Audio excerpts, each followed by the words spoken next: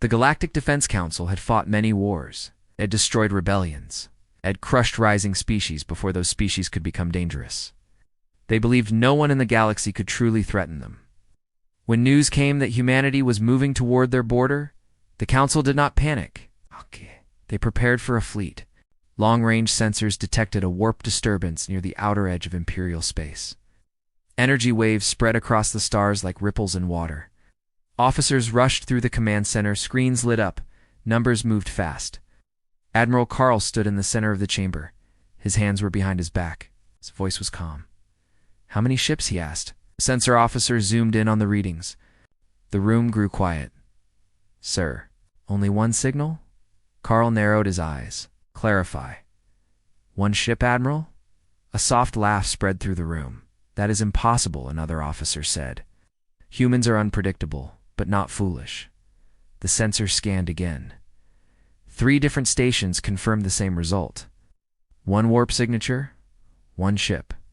No fleet behind it. No escorts. No hidden energy clusters. Just one. The human ship dropped out of warp at the border of Imperial territory. It did not accelerate.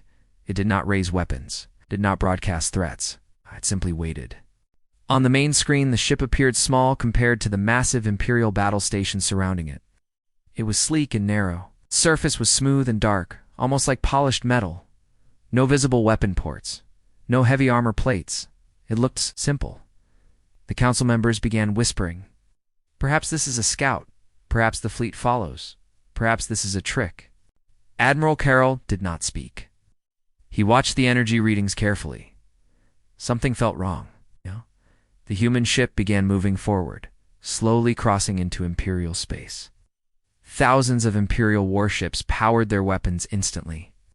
Plasma cannons glowed. Shield generators activated. Fighter squadrons prepared for launch.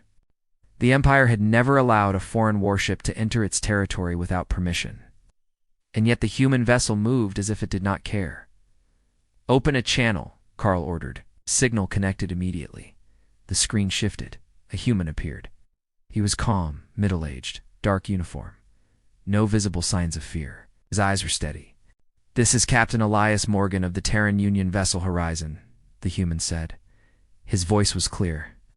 "You are entering restricted space," Karl replied. "Withdraw immediately."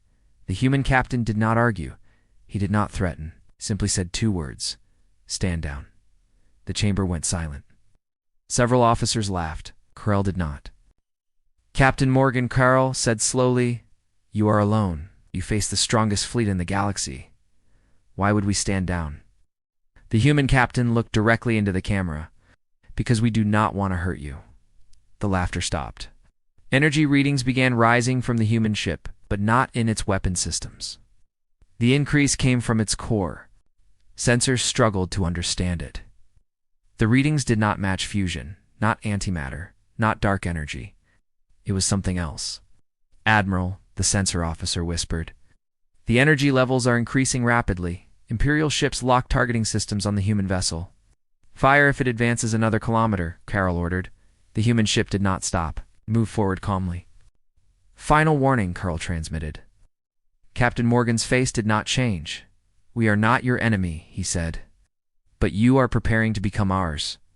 Before Karl could respond, every sensor in the command center flickered. Screens went dark. For 1 second, 2 seconds, 3 seconds. When the systems came back online, alarms filled the chamber. Half of the forward Imperial fleet was gone. Not damaged, not destroyed. Gone. Ships that had been in formation seconds ago were simply not there. No debris, no radiation spikes.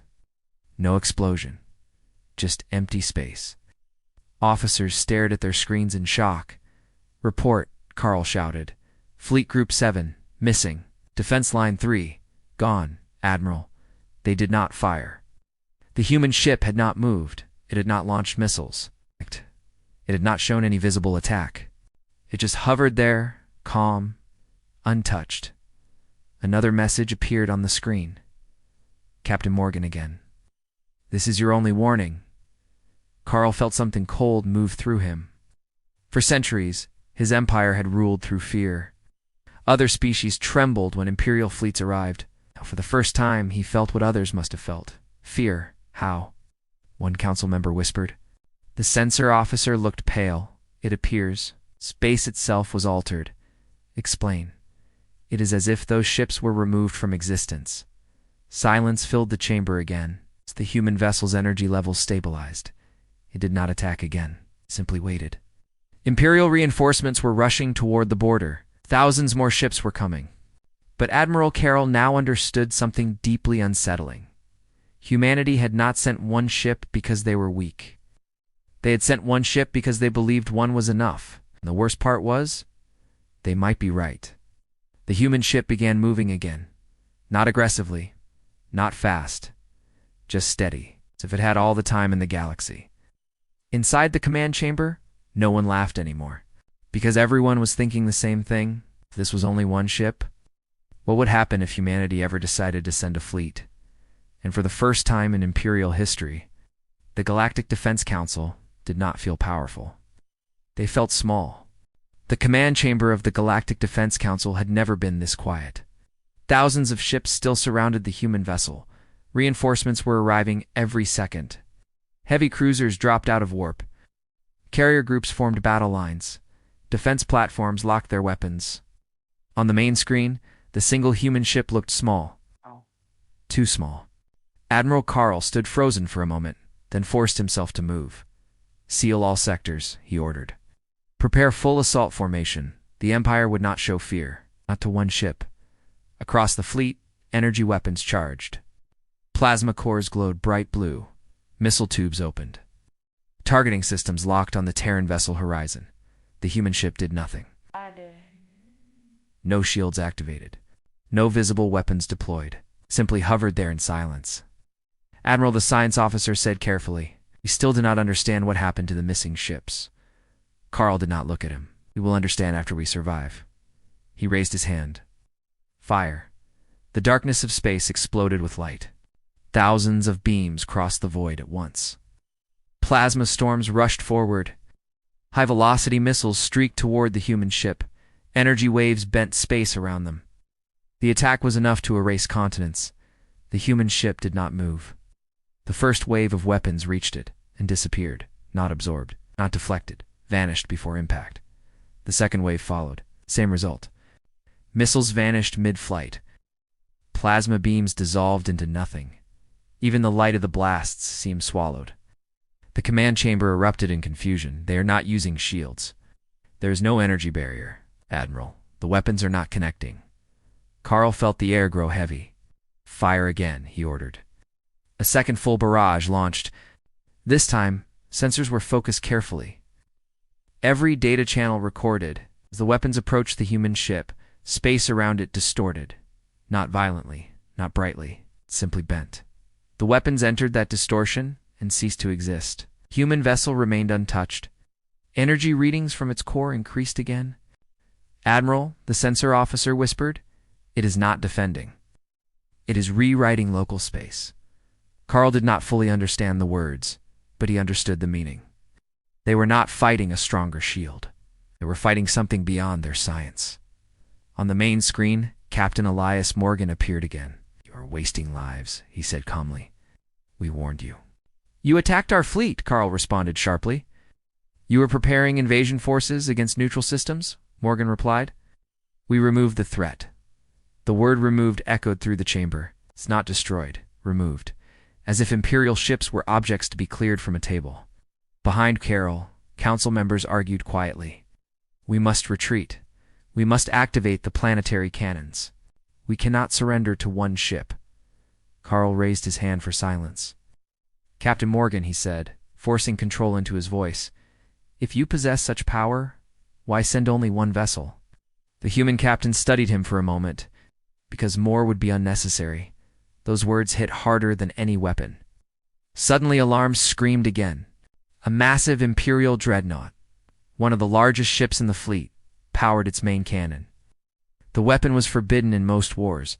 It drained entire reactors for a single shot. Without waiting for command approval, the dreadnought fired. A beam of pure white energy shot across space. It struck the human ship directly. For a moment, the screen was filled with light. Silence followed. Then the light faded. The human ship was still there, untouched. But the dreadnought was not. Where it had floated seconds ago, there was empty space. No debris, no explosion. Gone. The chamber fell into stunned silence. Even Carol could not speak. This was no longer a battle. It was a demonstration. The human ship slowly rotated, facing the remaining fleet. Energy levels spiked one more time. Every Imperial targeting system shut down instantly. Weapon controls froze. Fighter engines powered off. Entire ships went dark, drifting helplessly in space. Panic spread through communication channels. "Admiral, we cannot access weapons. Main drives offline. Navigation systems locked." Carl stared at the screen. The human ship had disabled them all without firing a visible shot. Captain Morgan appeared again. "This is not war," he said quietly. "This is restraint." Behind him, the bridge of the horizon looked calm. No chaos, no urgency. His crew moved normally, as if they were on routine patrol. "We do not want your empire destroyed," Morgan continued. "But we will not allow you to threaten others." Carl finally understood the true terror of the situation. The human ship was not fighting at full strength. It was holding back. The Empire had thrown everything at it. And humanity had answered with control. It's not rage, not cruelty, control. Across the fleet, thousands of Imperial vessels drifted powerless. Only life support remained active. The human ship could erase them at any moment, but it did not. Instead, it waited. Carl felt something unfamiliar settle in his chest. Respect and fear mixed together. He had seen powerful enemies before. He had crushed brave civilizations. But he had never faced one that chose mercy while holding absolute power. The human captain spoke one final time. "We will give you one opportunity to reconsider your expansion plans. Stand down your invasion forces. Withdraw from contested systems. Or next time, we will not demonstrate." The transmission ended. The horizon remained motionless. Imperial systems slowly began rebooting. Weapons returned online, but targeting remained locked out. It was clear the humans were allowing partial recovery. Another message appeared. Text only this time. "We are still waiting." Inside the command chamber, no one dared to speak, because now everyone understood. The humans had sent one ship not to win a battle, but to prove they had already won. And if this was only a demonstration, no one wanted to imagine what their full power looked like. Weapons were online again, but no one fired. Thousands of ships surrounded the single Terran vessel horizon, yet it felt like the Empire was the one surrounded.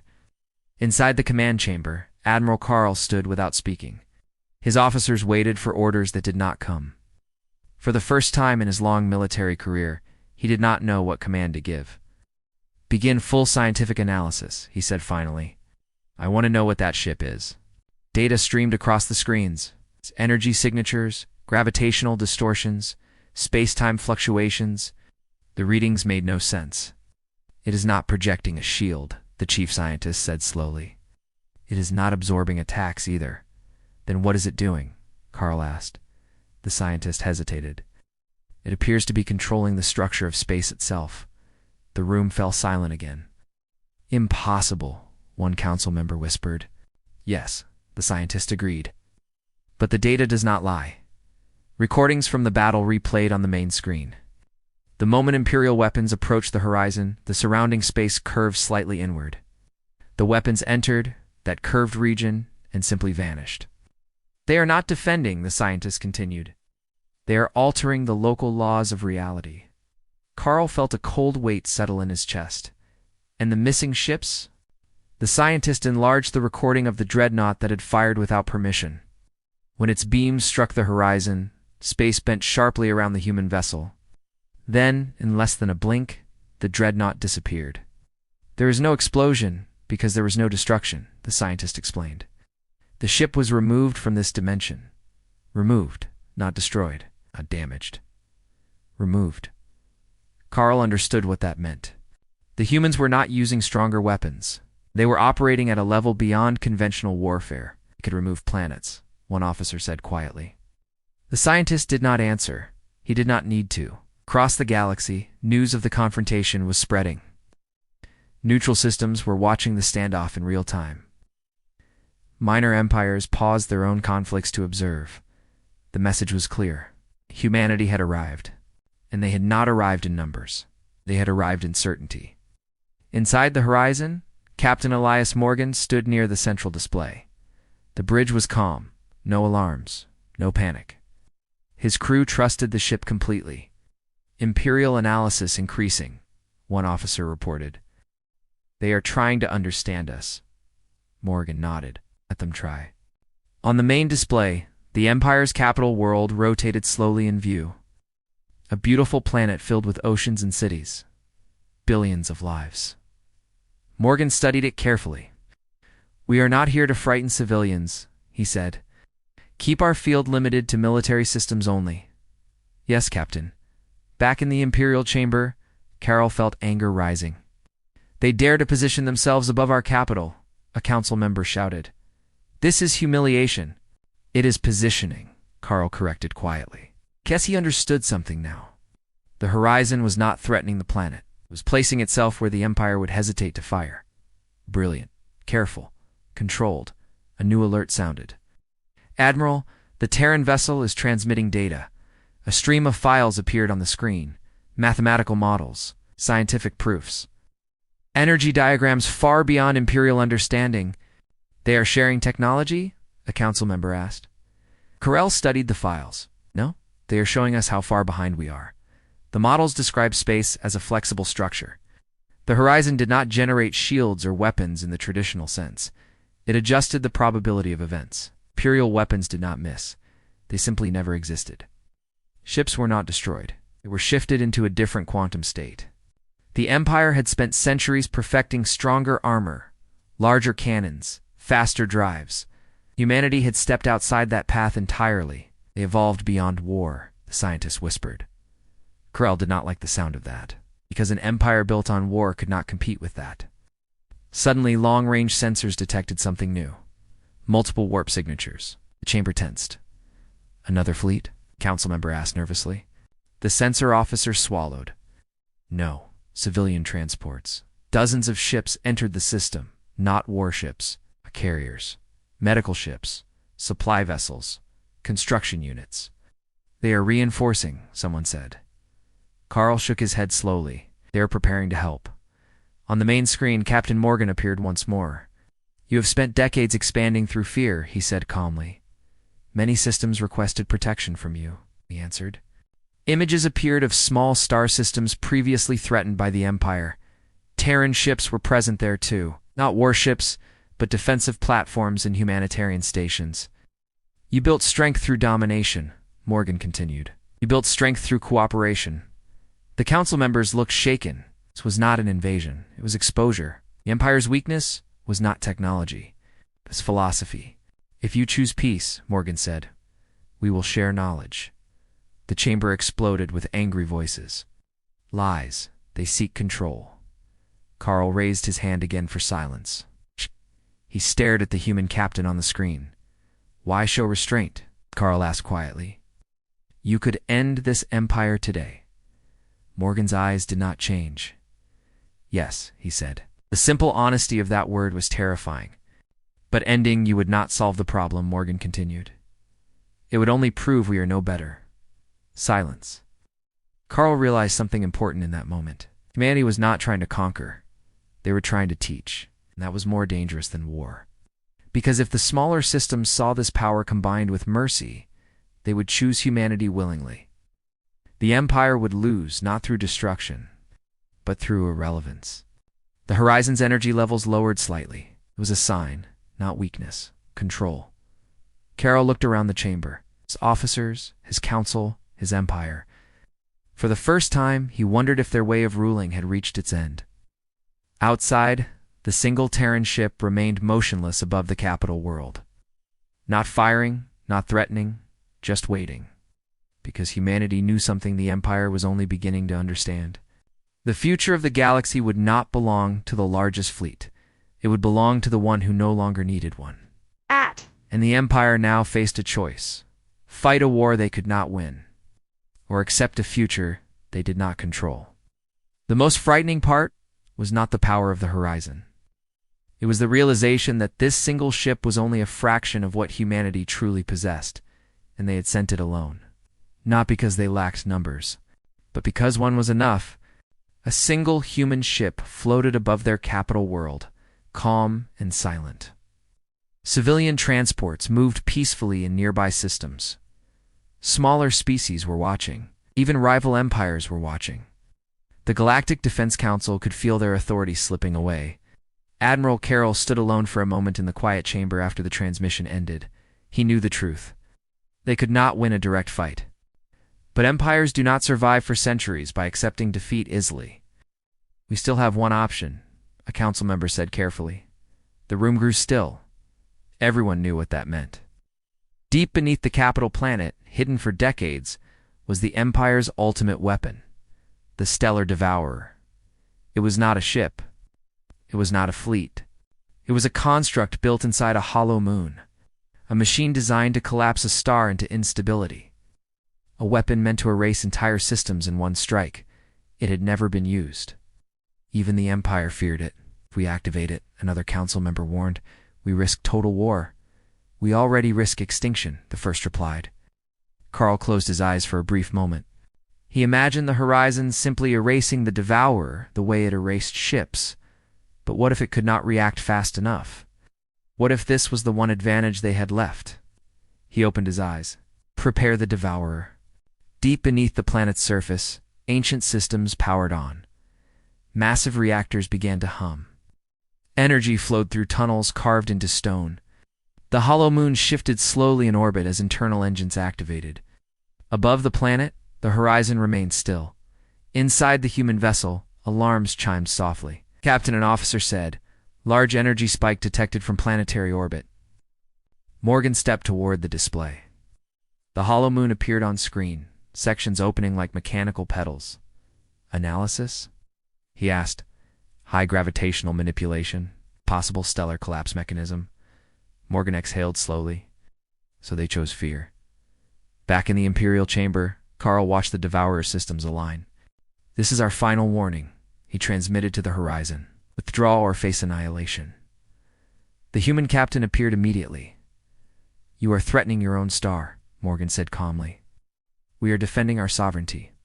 You are gambling with billions of lives." Carol's jaw tightened.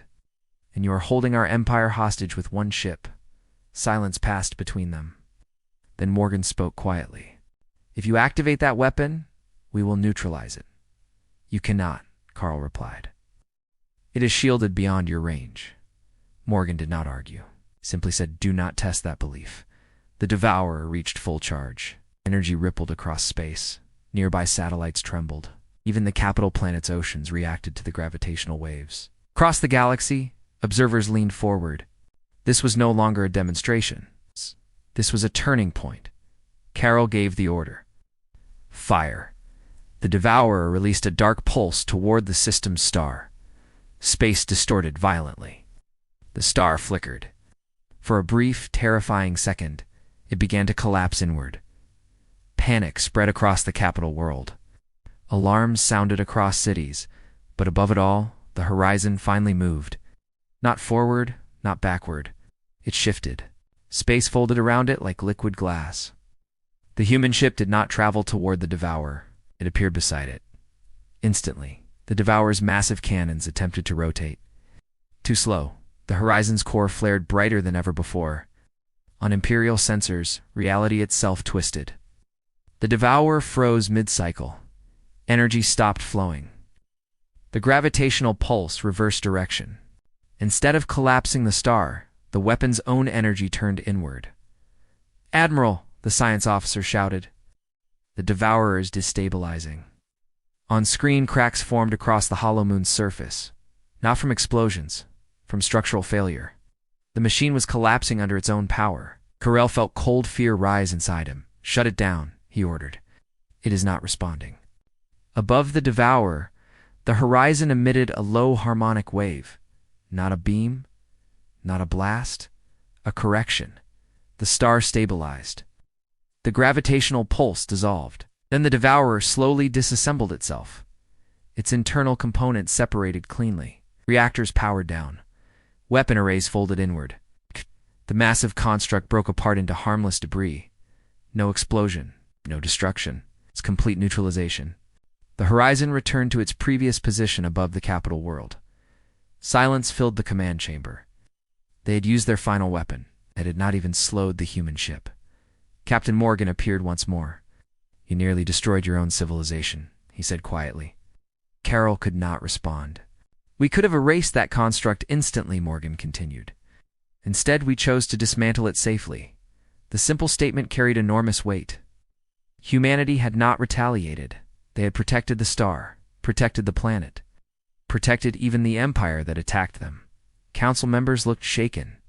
The Devourer had been their symbol of ultimate power. Now it was gone. And the humans had not fired a single visible weapon. Morgan's voice softened slightly. "This is your final opportunity. Stand down. End expansion campaigns. Withdraw your fleets from contested systems." Carol felt something break inside him. Not pride, illusion. He had believed strength came from larger fleets, bigger weapons, greater fear. But the horizon had proven something different. True strength was control. Control over power, control over destruction, control over ego. Outside, the Imperial fleet remained motionless. Thousands of ships, all powerless against one. Carol looked at the faces around him. Some were angry, some were afraid. Some were beginning to understand. The human ship was not there to conquer, was there to end the idea that conquest was necessary. Above the capital world, the horizon's energy levels dimmed slightly. A signal. They were still restraining themselves. And Carol knew the truth now. If humanity ever stopped restraining themselves, there would be nothing left to defend. The Empire had reached the edge of its own power. Beyond that edge stood a single human ship, waiting. The broken pieces of the stellar Devourer drifted slowly around the capital world. What was once the Empire's ultimate symbol of power now floated as silent debris. No explosion. No fire. Just failure. Inside the Galactic Defense Council chamber, no one spoke for a long time. Admiral Carroll stared at the screen, showing the human ship horizon. It remained in orbit, calm and motionless, as if nothing important had happened. But everything had changed. Across the galaxy, systems were reacting. Independent worlds were sending signals. Some were asking for Terran protection. Others were questioning Imperial authority openly for the first time. The Empire was not losing a war. It was losing control. "Admiral," the communications officer said quietly, "outer sectors are reporting unrest. Several governors are requesting clarification about our position." Carl understood what that meant. If they showed weakness now, the Empire could fracture from within. But if they continued this path, they might not survive at all. Another transmission request appeared. From the horizon. Carl hesitated before accepting. Captain Elias Morgan appeared on the main screen again. His expression was steady, but there was something else in his eyes now. Not anger, concern. "This escalation must end," Morgan said calmly. "You risk more than your authority. You dismantled our ultimate defense," Carl replied. "You aimed it at your own star," Morgan answered. The simple truth of that statement silenced the room again. Morgan continued. "We did not come here to destroy you. Came because your fleets were mobilizing against weaker systems. We removed that threat. You humiliated us," one council member shouted. Morgan did not react. "Strength is not humiliation," he said. "It is responsibility." Those words carried more force than any weapon. Carl stepped forward slightly. "If we withdraw," he asked, "what guarantees do we have?" Morgan answered without hesitation. "None." The chamber stirred. "We do not rule through fear," Morgan continued. "We do not demand surrender. We offer coexistence." Images appeared on the screen behind him. Terran stations and smaller systems, shared trade routes. Medical ships helping worlds after disasters. Joint research platforms. "We build alliances," Morgan said. Not subjects. Carl felt something heavy in his thoughts. For centuries, the Empire had expanded by force. They believed order required domination. They believed peace came after victory. But humanity was showing a different model. Peace before victory. Cooperation instead of control. Outside, the Imperial fleet still surrounded the single human ship. Thousands of ships. And yet the Empire felt smaller than ever. A new alert interrupted the silence. "Admiral," the sensor officer said urgently, "multiple outer fleets are standing down without authorization." Carl turned sharply. "Explain." "They are powering down weapons. Some are retreating from contested systems." The council chamber erupted with arguments. "This is treason. They see the truth. We must reassert control." Carl raised his hand again, but this time his voice was quieter. "Control has already been challenged." He looked at the image of Captain Morgan. "You could end this empire," Carl said slowly. Yes. Morgan replied. "And you do not. Know why?" Morgan's answer came after a brief pause. "Because the galaxy does not need another fallen empire. It needs stability." That answer struck deeper than Carl expected. Humanity was not seeking dominance. They were preventing chaos. Carl thought of the younger officers in his fleet. He thought of the citizens on the capital world who had just felt their star begin to collapse. He thought of the Devourer. The Empire had nearly destroyed itself trying to prove it was still strong. He turned to the council. "We must decide," he said. One by one, council members spoke. Some demanded continued resistance. Some called for immediate surrender. Some were silent, staring at the debris of their ultimate weapon. Carl felt the weight of centuries pressing on him. If he chose surrender, history would remember him as the admiral who ended imperial dominance. If he chose war, history might not exist to remember anything. He looked back at Captain Morgan. "You offer coexistence?" Carl said. "Yes. You offer knowledge." "Yes. You offer protection without rule." "Yes." Carl exhaled slowly. "For centuries, we believed fear maintained order," he said. "Perhaps we were wrong." The chamber went still. Carol turned to the fleet command channel. "All Imperial forces," he announced, his voice steady, "power down primary weapons. Withdraw from contested territories. Stand down invasion protocols." Shock spread across every command deck in the Empire. Then, slowly, ships began lowering shields. Weapon systems deactivated, engines shifted to idle. The massive formation around the horizon changed from battle posture to neutral alignment. On the screen, Captain Morgan nodded slightly. "You have chosen wisely." Carl felt no triumph, only relief. "This is not surrender," he said firmly. "Wait. This is transition." Morgan's eyes showed respect. "Then let this be the beginning of something stronger." Across the galaxy, signals changed tone. Tension eased. Trade routes reopened. Smaller systems broadcast cautious optimism. Above the capital world, the horizon remained for a few more moments. Then its energy signature shifted, not in aggression. In departure, Carl watched the human ship carefully. "You could have erased us," he said quietly. Morgan gave a final reply. "We do not measure strength by how much we can destroy." The horizon began to fold space around itself. Reality shimmered like water, and then the single ship vanished, leaving behind an empire that was no longer the same. Carl stood in silence as the debris of the Devourer drifted in orbit. The empire had not been conquered, but it had been transformed. And deep inside, Carol understood something that would echo through history. Humanity had not sent a fleet because they did not need to. They sent one ship, not to win a war, but to end one before it began. The system felt different after the horizon left. Space was quiet again, but it was not the same silence as before. This silence carried memory. Above the capital world, the broken remains of the stellar Devourer still drifted in orbit. Cleanup ships moved slowly between the pieces, collecting debris. Engineers worked carefully, not speaking much.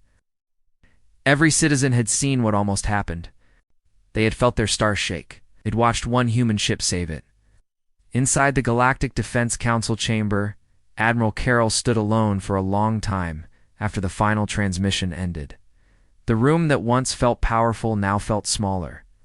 Not because it had lost strength, but because it had finally understood its limits. Ports continued to arrive from across the Empire. Outer fleets had completed withdrawal from contested systems. Occupation forces were returning home. Smaller species that once feared the Empire were sending cautious messages. Some were angry, some were relieved, some were curious. And everywhere one question repeated: why did humanity send only one ship? Carl reviewed the recordings again. The first moment the horizon appeared. The first warning. The first disappearance of ships. The dismantling of the Devourer. He realized something important. The human ship never once attacked in anger. It responded. It corrected. It restrained. That was what made it terrifying. The weeks that followed, the Empire entered what historians later called the Quiet Shift. Military factories slowed production. Resources were redirected to infrastructure and trade. Scientific divisions began studying the data humanity had transmitted. Not to copy weapons, but to understand the deeper physics behind space itself.